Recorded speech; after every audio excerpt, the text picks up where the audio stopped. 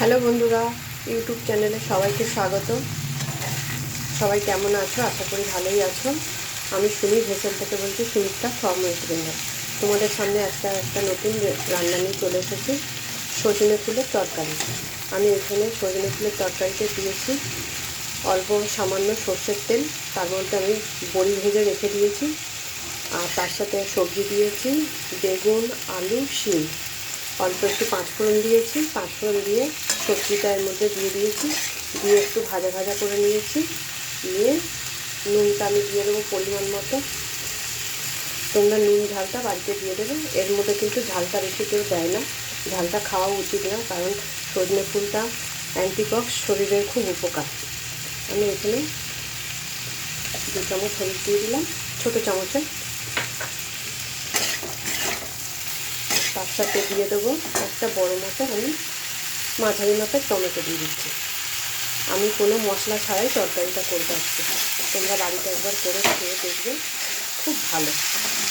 এতে কোনো সেরকম মশলাও লাগে না।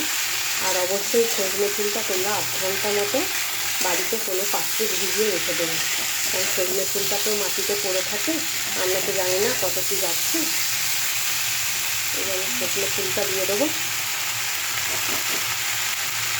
এবার এটা দিয়ে নাড়াচাড়া করে, হ্যাঁ, লাস্টে নামানোর সময় অবশ্যই অল্প একটু মিষ্টি দেবেন, আর নুনটা বেশ বুঝে দেবেন আপনারা, যে যতটা পরিমাণ করবেন।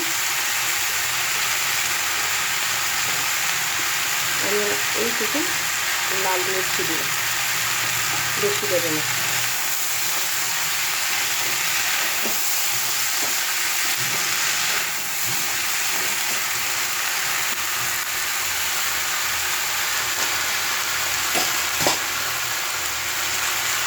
এই যে বড়িটা আমি ভেজে রেখেছিলাম, বড়িটা দিয়ে দিলাম।